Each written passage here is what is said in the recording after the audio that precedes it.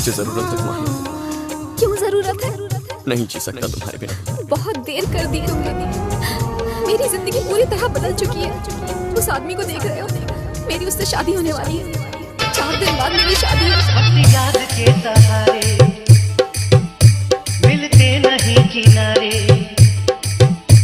बस याद के सहारे मिलते नहीं किनारे। घुट घुट के कैसे अब हम ये जिंदगी गुजारे। अब हर बात के भुलावे दा, भुलावे दा, फिर से प्यार के सजावे दा।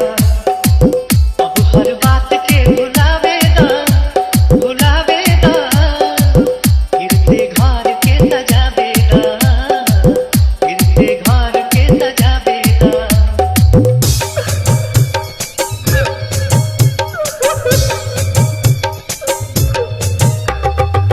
चाहे जान जान ले ले लू, उम्र भर खाती दर्द दे दे लू। चाहे जान जान ले ले लू, उम्र भर खाती दर्द दे दे लू। कब जे बात याद आवेला, आँख में खून उतर आवेला। अब ई याद के हटावे दा, अब ई याद के हटावे दा, फिर से घर के सजावे दा। अब हर बात के भुलावे दा, भुलावे दा, फिर से घर के सजावे दा, फिर से घर के सजावे दा।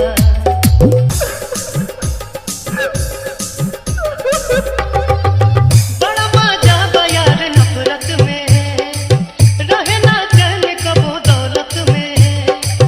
बड़ा मजा बा यार नफरत में, रहे ना चैन कबो दौलत में। खुश रहा तू सोना चांदी में, झूठों के प्यार के रवानी में। हमके तू झोपड़ी बनावे दा, हमके तू झोपड़ी बनावे दा, फिर से घर के सजावे दा।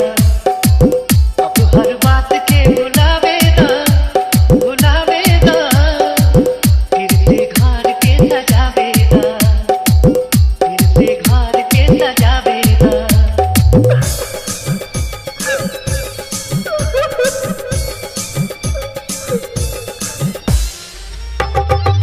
मन के हार हम जियब ना, प्यार के भीख अब पियब ना। मन के हार हम जियब ना, प्यार के भीख अब पियब ना।